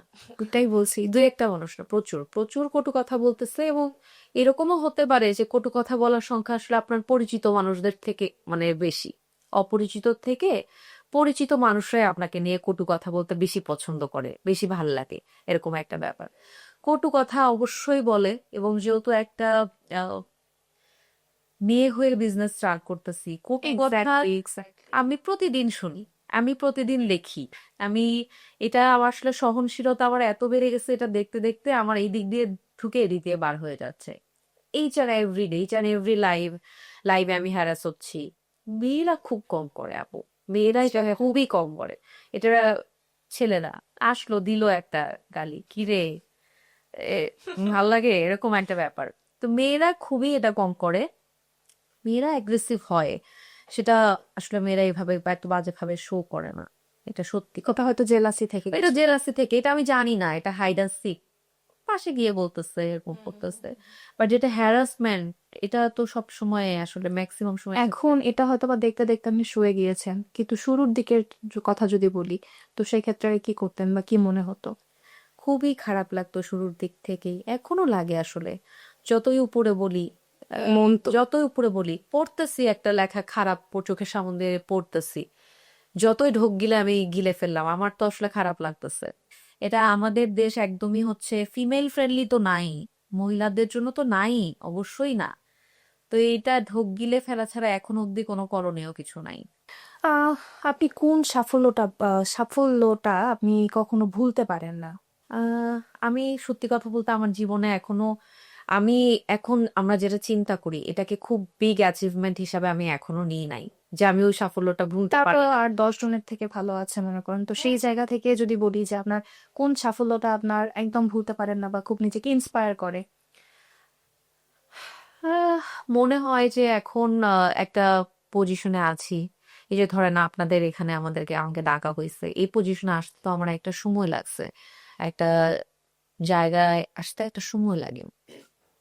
তো আসলে এটাই আমার কাছে সাফল্য লাগে যে দুইটা মানুষ আমাদেরকে চিনতেছে, আমার ব্র্যান্ডকে চিনতেছে। মনোহরি খুব ভালো একটা ব্র্যান্ড নামে পুরো দেশের বাইরে খুব জায়গা পাচ্ছে। এই জন্য আসলে খুব ভাল লাগে, খুব প্রাউড লাগে। তবে এটাও সত্যি যে আসলে যেরকম সাফল্যর কথা আসলে আমি আমাকে চিন্তা করি, আমাদের ব্র্যান্ডকে নিয়ে চিন্তা করি, সেরকম আসলে সিচুয়েশন আমি ভাবি যে আরো সময় লাগবে। টিম নিয়ে কাজ করা কতটা কঠিন ছিল? খুবই কঠিন, খুবই কঠিন। আহ আমার এখন 50+ এমপ্লয়িজ আছে, 50-এর ওপর। সব আউটলেট মিলে? হ্যাঁ হ্যাঁ, তারও বেশি, 60+ এরকম হবে, ঠিক আছে। তো 60 জনের মন 60 রকম, 60 জনের কার্যকলাপ 60 রকম। তো একটা টিম ম্যানেজমেন্ট খুবই কঠিন একটা কাজ, খুবই কঠিন কাজ। আপনি এটা আসলে এত সহজে করতে পারবেন না। আমার টিমটা কিন্তু একদিনেই 60টা হয়নি, এটা মেনটেন করা অনেক কঠিন। 60 জনের মতো যদি এমপ্লয়ি থাকে, আবার সব আউটলেটে হয়তো বা দেখা যায় ভাড়ার সিস্টেম আছে, তো সব মিলে শেষ পর্যন্ত মনে হয় যে বিজনেস একদম ঠিকঠাক ভাবে চলতেছে, বা একটা লভ্যাংশ যদি বলা হয়, তো সে জায়গা থেকে কিরকম? দেখেন, ব্যবসা করতে আসছি, এটা এই মেন্টালিটি নিয়ে আসছি আমি যে প্রতি সবকিছুতে আমি প্রফিট খুঁজতে পারবো না। হ্যাঁ, যেমন ধরেন আমি আজকে একটা আউটলেট দিলাম, তা আমি কোনোদিনই এক্সপেক্ট করি না যে ওই আউটলেট থেকে ওই মাস থেকেই আমার সবকিছু রান হবে। তো লাভ লস দুটো মিলিয়েই বিজনেস চলছে এবং আলহামদুলিল্লাহ খুবই ভালো চলতেছে। পরবর্তীতে যদি কোনো আউটলেট দেয়া হয়, সেটা কোন জায়গায় দেয়া হতে পারে? এটা আমরা আসলে এখনো ওইভাবে ডিসাইড করিনি, কারণ কোনো জায়গায় আউটলেট দেবার আগে সেখানকার পজিশন কিরকম কি এইগুলো আসলে জাস্টিফাই করা খুব দরকার। তো এটা একটু আমাদের একটু সময় নিয়ে করতে হয়। তো সবকিছুর সামনে যদি বলা যায় যে একদম লিড দেয়া, সেটা তো আপনি করছেন, তো এই লিড দেওয়ার ব্যাপারটা কোথা থেকে শিখলেন? কাজ করতে করতে শিখছি। হ্যাঁ, এটা আসলে একদিনে হয়নি, একদিনে লিড করছি এরকমটা না। কাজ করে করে করে দেখে দেখে দেখে বুঝে বুঝে ঠেকে ঠেকে ভুল করে করে করে এভাবেই আসলে এই জিনিসটা হয়েছে। এটা ডে ওয়ানেই কখনোই হয়নি। নিজের মধ্যে সব থেকে বেশি কোন পরিবর্তনগুলো পরিলক্ষিত হয় আপনার নিজের কাছেই? আহ মনে হয় অনেক বেশি সহনশীলতা বেড়ে গেছে আগের থেকে? আগের থেকে। মানে মনে হয় যে আগে খুব শর্ট টেম্পার বা খুব জলদি জলদি ধৈর্য হারায় ফেলতাম। এখন আসলে এত পরিমাণ আসলে আপস অ্যান্ড ডাউন দেখে ফেলছি, এখন মনে হয় যে সহনশীলতা বেড়ে গেছে, এরকম মনে হয়। এখনো কি ভয় করে কোনো বিষয় নিয়ে? হুম। কিরকম? দেখেন, যে কোনো কাজ ধরেন, আমি কিন্তু রেগুলার একই কাজে প্যাটার্নে চলছি না। হ্যাঁ, আমি একই প্যাটার্নে চলছি না। যে কোনো নতুন প্যাটার্ন আসার মানেই নতুন ভয় পাইতেছি, নতুন কাজ। ব্যর্থতাকে এখন কিভাবে দেখেন? ব্যর্থতা, আমি শুরু থেকেই বলছি যে আমি ব্যর্থতা আর সফলতা এটা আসলে দুটোকে এক ক্যাটাগরিতেই ফেলছি। আজকে আমি ব্যর্থ হব, কালকে হয়তো আমি শিখবো, শিখে আরেকটু বেটার কিছু দিব, আরেকটু ভালো কিছু করব, এইভাবেই চলবে। ব্যবসা আপনাকে মানুষ হিসেবে কি শিখিয়েছে? দায়িত্ববোধ, অনেক বেশি দায়িত্বশীল করছে। কাজ আর পরিবার দুটো একসাথে কিভাবে সামলাচ্ছেন? আহ খুব ভালো মতো সামলাতে পারি না, পরিবারকে আসলে খুব বেশি সময় দেয়া হয় না। আমি যেহেতু শুরুতেই বলছি যে আমার ফ্যামিলি খুবই সাপোর্টিভ, লাকিলি দে আর সাপোর্টিভ। কিন্তু সত্যি কথা বলতে, আপনি যখন একসাথে সব চালাবেন না, সব দিকে আপনি পারফেক্ট হতে পারবেন না, আমিও পারফেক্ট না। কখন নিজেকে সব থেকে শক্ত মনে হয়েছে যে আমি একদম স্ট্রং একটা ওম্যান? শক্ত না তো, ভেঙে যাই, ভেঙে যাই, মন খারাপ লাগে। এই যে ব্যর্থতা সফলতা দুইটাকে এক মাপকাঠিতে আপনি মাপতে পারছেন, তো এই জায়গা থেকে তো মনে হচ্ছে আপনি খুবই স্ট্রং। তো কখন মনে হয় যে আমি খুবই শক্ত? আমি ছোট থেকেই আব্বুর কাছে শুনতাম, আমার আব্বু আমাকে বলতো খুব যে ও অন্যরকম। মানে আমার আব্বু আমাকে বলতো যে ও অন্যরকম, ও খুবই শক্ত। আমার বড় বোনকে বলতো ও খুবই নরম, আর আমাকে বলতো ও খুবই শক্ত। তো আমি মনে হয় ভেবেই নিছি যে আমি অনেক শক্ত, আমাকে সহজে কেউ ওইভাবে কাঁদাতে পারে না, আমাকে এরকম ব্রোক করতে পারে না। আজকের জায়গাটা কি কখনো কল্পনা করেছিলেন? না, কখনোই কল্পনা করি নাই, আজকের জায়গা আসলেই কল্পনা করি নাই। এবং এত কিছু, এত সবকিছু মেনটেন করতে পারবো, এত দায়িত্বশীল হব, এত রেসপন্সিবল হব, এটাও কখনো চিন্তা করিনি। নারী হওয়ার কারণে কখনো কোনো কষ্ট পেতে হয়েছে, বা মনে হয় যে না হলেই ভালো হতো? আমরা 3 বোন। হ্যাঁ, আমরা ছোট থেকে 3 বোন। তো তো যখনই বলি যে আমরা 3 বোন, পরের প্রশ্ন হচ্ছে ভাই নাই।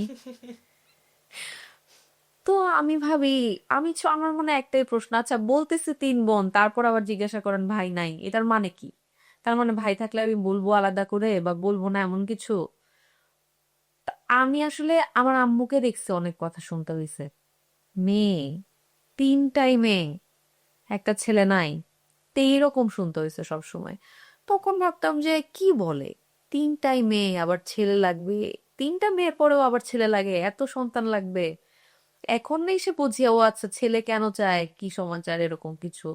কিন্তু মানে এরকম আসলে আমি সবচেয়ে বেশি ছোটবেলায় শুনছি, আহারে 3 বোন। বড় হওয়ার পরে এই যে মনে করেন একটা ব্যবসা, ব্যবসা আমরা আক্ষরিকভাবে কি দেখি যে ছেলেদের পেশা। তো সেই জায়গায় দাঁড়িয়ে একটা মেয়ে হয়ে যে ব্যবসা চালানো, এখন এটা পরিবার বা আপনার আত্মীয় স্বজনটা কিভাবে নিচ্ছে? আত্মীয় স্বজনদের কথা তো আসলে বলা সম্ভব না। তবে পরিবারের যদি কথা বলি, দে আর ভেরি প্রাউড। তারা খুব ইন্সপায়ারিং ছিল শুরু থেকেই। আর একটা মেয়ের জন্য তো বিয়ের পর ব্যবসা নিজে থেকে রান করা এটা আরো কঠিন হওয়ার কথা। শ্বশুরবাড়ি থেকে পজিটিভ ভাইব আপনি পাবেন না, তো এটাই স্বাভাবিক। নিতান্তই কাছে যে মানুষগুলো, আমি তাদের কাছে আসলে পজিটিভ ভাইব পেয়েছি। আশেপাশের কে কি বলছে বলছে, আমি কানে নেই নাই।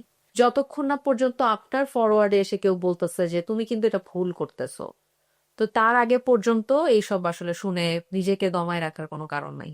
তো এরকম দেখা যায় ব্যবসার ক্ষেত্রে অনেক রাগ করে হয়তো বাসা ফিরতে হচ্ছে, সেই সময় গিয়ে শ্বশুর বাসার মানুষ অল টাইম এরকম সাপোর্টিভ ছিল? তারা দেখা যায় না যে কেউ একজন বাহিরের আত্মীয় আসছে, হ্যাঁ, সে দেখে সেই মুহূর্তে কিছু একটা বলে ফেললো? আমি বলে ফেললেও আমার সামনে এসে বলার এই সাহসটুকু পায় না কখনো, কারণ আমি আলটিমেটলি কাজই করতেছি। যে আসে সে এসে দেখতেইছে যে ও ব্যস্ত। আপনি আসলে যখন দেখতেছেন একটা মানুষ চোখের সামনে এরকম কাজ করতেছে, আপনি যদি তারপরেও কোনো কিছু বলেন, দ্যাটস ইওর মেন্টালিটি। আমি তো তখন এটা গায়ে লাগাচ্ছি না, কারণ আমি জানি যে আমি আমি আমার জব করতেছি, আমি আমার কাজে সময় দিচ্ছি। তুমি কি বললা এটা শুনে আমার কোনো লাভ নাই। সো এইটাই। নিজেকে শক্ত রাখার জন্য কি কি করা হয়? নিজেকে নতুন করে আসলে শক্ত করার কিছু নাই। আমার শুরু থেকেই মনে হয় যে আমি একটু শক্ত প্রকৃতিরই মানুষ। নিজেকে বরং নরম করার চেষ্টা করি, যে আছে এত ঠিক আছে, ছাড় দাও, এখানে ছাড় দাও, এরকম একটা ব্যাপার। মেয়েদের সব থেকে বড় বাধা কি বলে মনে করেন? মেয়েরা জীবনে এই দেশে প্রতি পদে পদে বাধাগ্রস্ত। ঠিক আছে, আপনি রাস্তায় দাঁড়িয়ে টং দোকানে 1 কাপ চা খান, আপনাকে বলবে অমুকের মেয়ে রাস্তায় দাঁড়ায় টং দোকানে চা খাইতেছে। ঠিক আছে, আপনি এটা পুলিশ হন, মেয়ে হয়ে আবার পুলিশ। আপনি একটা প্রিপারেশন নেন, আপনি একটা ধরেন, একটা ছেলে ধরেন একটা বিসিএস এর জন্য বারবার পরীক্ষা দিচ্ছে, হচ্ছে না, ফ্যামিলি থেকে বলতেছে তুমি টাকা নাও, তুমি পয়সা নাও, আমি তোমাকে আবার টাকা দিচ্ছি, তুমি আবার কোচিং করো, পড়ো। একটা মেয়ে কিন্তু সেই সুযোগ পায় না। একবার ফেল করছো, তোর বিয়ে, তুই বিয়ে করে ফেল। অন্য কেন ধ্বংস করতেছিস? আশাবাদী যদি কোনোদিনও ঠিক হয়। তো যদি বলি যে তরুণ উদ্যোক্তা বা নারী উদ্যোক্তা, আপনাদের ক্ষেত্রে সেই বিশাল বাধা বা সব থেকে বড় বাধা কি হয়ে দাঁড়াচ্ছে? হ্যাঁ, উদ্যোক্তাদের ক্ষেত্রে আমাদের সিস্টেমে অনেক সমস্যা। হ্যাঁ, আমাদের দেশের আমি অনেক ট্রাভেলিং করি। হ্যাঁ, আমি অনেক ট্রাভেলিং করি। আমি আমার অনেক দেশের বাইরে যাওয়া হয়েছে।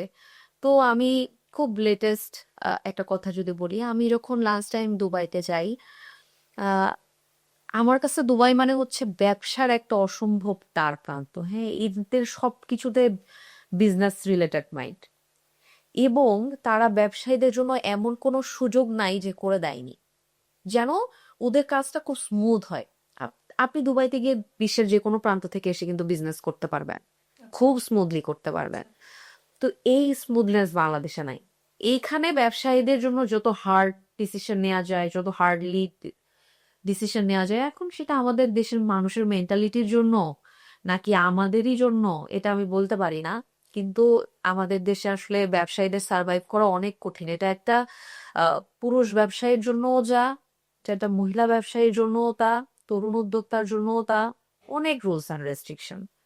তো মনোহরীকে দেশের বাইরে নিয়ে যাওয়ার জন্য কোনো প্ল্যান বা? হ্যাঁ, নিশ্চয়ই আমাদের খুব ইচ্ছা আছে। দেখা যাক। এই ইচ্ছার কথা তো আসলে এখন বলে লাভ নাই। যদি কখনো সেই পর্যন্ত যেতে পারি, অবশ্যই আপনারা জানতে পারবেন। নতুন মেয়েদের জন্য বা নতুন উদ্যোক্তাদের জন্য আপনার পরামর্শ কি হবে? নতুন উদ্যোক্তাদের জন্য পরামর্শ হচ্ছে এখন উদ্যোক্তা হওয়ার আগেও আপনাকে আসলে মার্কেট প্লেস গুলো যাচাই করতে হবে। হ্যাঁ, উমুকে ওইটা করতেছে, আমি ওইটাই করব। Don't do this. হ্যাঁ, এটা একদমই না। তুমি আসলে কিসে ভালো, তুমি সেটা করো। তোমার এটা সম্পর্কে কোনো নলেজ নাই যে এই এই ক্লাসে কি আছে, তুমি এটা নিয়েই নেমে পড়লা। ও করতেছে, ওর তো ভালো রেসপন্স। তো না, ওর তো ভালো রেসপন্স না, ওই এই জিনিসটা ভালো বোঝে। যারা ভয় পাচ্ছে তাদের জন্য কি বলবেন? সেম। ভয় ভয় পাবা, তারপর স্টার্ট করবা, আস্তে আস্তে ভয়টা ইনশাল্লাহ কমবে বা কমাতে পারবেন। তবে যদি আপনি কোনো কিছু নিয়ে খুব ডিটারমাইন থাকেন, ইউ আর সো কনফিডেন্ট, আপনার একটা শক্তি আছে, আমি তো এই বিষয়টা জানি, এটা নিয়ে তাহলে আপনি শুরু করতে পারেন। নিশ্চয়ই শুরু করতে পারেন। আর ব্যর্থ হলে উঠে দাঁড়ানোর শক্তি কোথা থেকে পান? আমাকে আসলে উঠে দাঁড়াতে হয়। আমি আপনাকে বলছি যে আমার এখন অনেক রেসপন্সিবিলিটিস আছে। ব্যর্থ হলে সেই ব্যর্থতা ধরে বসে থাকবার মতো সময় সুযোগ আমার কাছে নেই। আমাকে উঠে দাঁড়াতেই হবে। আপনার গল্প শুনে মানুষ কি শিখুক চান? আমার গল্প শুনে কেউ শিখুক, আমি এরকম কিছু চাই না। আমি চাই মানুষ প্রত্যেকে তার জীবন থেকেই নিজে কিছু শিখুক। আজকের আপনি কাকে সবচেয়ে বেশি ধন্যবাদ দিতে চান বা কার প্রতি বেশি কৃতজ্ঞ? সবার প্রথমে আমি যদি এই পজিশনের কথা হোল্ড করে বলি, ডেফিনেটলি আমার হাজব্যান্ড। আমার প্যারেন্টস তো অবশ্যই, তবে সবার আগে আমি আমার হাজব্যান্ডকেই প্রায়োরিটি দিব। জীবনের সব থেকে কঠিন সময় কোনটা ছিল? জীবনে কঠিন সময় অনেক কিছু, যেমন ইনভেস্টমেন্ট। এটা একটা অনেক, আমাকে তো আসলে কেউ বিশ্বাস করবে না শুরুতেই। তো ইনভেস্টমেন্ট একটা বিগ পাওয়ার। হ্যাঁ, হুম। আমি আমার ব্যবসার জন্য আমার ফ্যামিলি থেকে, এই যে আমি বললাম এত সাপোর্ট এলো আমার ফ্যামিলি, আমি আমার ফ্যামিলি থেকে এক পয়সার ইনভেস্টমেন্ট নিইনি কিন্তু। আমিও না, আমি যে বললাম আমার বিজনেসে আমার হাজব্যান্ড ইনভলভ, সেও না, কেউ না, আমরা দুজনের একজনও না। এরকম কি হয় যে দেখা যায় না একটা কম্পিটিশন চলে কোনো কোনো গ্রুপের সাথে, তো এরকম সময়গুলো কিভাবে ফেস করতেছেন বা অনীহা চলে এটা এটা এটা ভেরি কমন একটা প্রবলেম। হ্যাঁ, আমার দেখা যাচ্ছে ব্যবসা একটা প্রোডাক্ট আমি আনতেছি একটা খুব মেধা শ্রম দিয়ে, আরেকজন দেখা যাচ্ছে সেম জিনিস শুধু দেখে নিয়ে আসলো, নেন, দিলাম আরো 10 টাকা কমায়। কাস্টমার তো এটা বুঝবে না। হ্যাঁ, ওটা তো আমার জন্য লস। আমি তো মনে করেন যে বই কিতাব খুঁজে খেটে, ও আচ্ছা এটা এটা মার্ক করে করে তারপরে এটা করছি। আমার তো অনেক সময় কষ্ট শ্রম খুবই। জীবনের প্রথম ইনকাম এটা কিরকম ছিল বা ওটা দিয়ে কি করেছিলেন? জীবনের প্রথম ইনকাম হচ্ছে আমার টিউশনি করে ইনকাম করা, and আমি ট্রিপের জন্য টাকা জমাইছি। আমি বলছি যে আমি অনেক এখন আমি বিজনেসের জন্য ট্রিপ কম করি। আমরা আগে হয়তো 1 মাস, সর্বোচ্চ 1.5 মাস পর পর আমি ট্রিপে গেছি, এটা দেশে হোক দেশের বাইরে হোক। এখন বেশি দেশের বাইরে যাওয়া হয়, দেশের মধ্যে ছোটখাটো সকল জায়গা মোটামুটি আমার ঘোরা শেষ। তো অনুষ্ঠানের দ্বার প্রান্তে দাঁড়িয়ে আমি কিছু প্রশ্ন করব, এগুলো আমরা এক লাইনে উত্তর চাচ্ছি। ফাইন করতে পারে। আপনি কি সত্যি সুখী? হ্যাঁ বা না, এবং কেন? আমি খুবই খুশি, আমি খুবই সুখী আমার জীবনে। একটা জীবনে আসলে মানুষ সব পাবে না, এটা আমি ডিসাইড করে নিয়েছি, এবং আমি যা যা পাই সেটা নিয়ে আমি খুব সুখী থাকার চেষ্টা করি। মানুষ আপনাকে কি হিসাবে মনে রাখুক চান? অবশ্যই মনোহরীর কর্ণধার হিসাবেই মনে রাখুক, এটাতেই চাই এখনো, যেহেতু এটাই আমার সর্বোচ্চ সময় দেবার স্থান। তবে হ্যাঁ, আমি আমি ভবিষ্যতে আরো অনেক জায়গায় আমি ইনভলভ থাকবো, এটাও আমার ইচ্ছা আছে। তো দেখা যায় না কি হয়। নিজেকে 10-এ কত দিবেন? 6। নিজের কোন অভ্যাসটা বদলাতে চান? আহ আরো অনেক কিছু শিখতে চাই। নিজেকে আরো ধৈর্যশীল করতে চাই, আরো বেশি স্কিল করতে চাই। সফলতা মানে আপনার কাছে কি? সফলতার মানে হচ্ছে থেমে না যাওয়া। সফলতার মানে হচ্ছে করে যাওয়া, টু কন্টিনিউ। আপনার জীবনের সবচেয়ে বড় ভুল কোনটা? সবচেয়ে বড় ভুল নাই। সেই সাথেই শেষ করছি আমরা আজকের পর্ব, যেখানে আমরা পেয়েছিলাম আমাদের একজন সফল উদ্যোক্তাকে, যাকে আসলে এখন চিনেন না এমন মানুষ হয়তো বা অনেক কম, যার থেকে আমরা জানতে পারলাম অনেক কিছু, শুধুমাত্র ব্যবসায়িক জীবন বলে নয়, একটা মানুষ কতটা স্ট্রং হতে পারে, ভেঙে যাওয়া থেকেও আসলে নিজেকে আবার গড়ে নেওয়া যায় প্রত্যেকটা টুকরো থেকে, এমন কিছু। এবং আমাদের সাপোর্ট সিস্টেম কতটা দরকার, কিংবা এই যে ছোট ছোট পাওয়াগুলো যেগুলো আমাদেরকে প্রতিনিয়ত আমাদের আশেপাশের মানুষগুলো কিংবা পরিবারের মানুষগুলো দিচ্ছে, সেটা কতটা গুরুত্বপূর্ণ আমরা বুঝেই গেলাম। দোয়া করি তার ব্যবসায়িক জীবন, অন্যান্য পারিপার্শ্বিকতা সব মিলে সে ভালো থাকুক। এবং আজকে এ পর্যন্ত বিদায় নিচ্ছি। ধন্যবাদ সকলকে।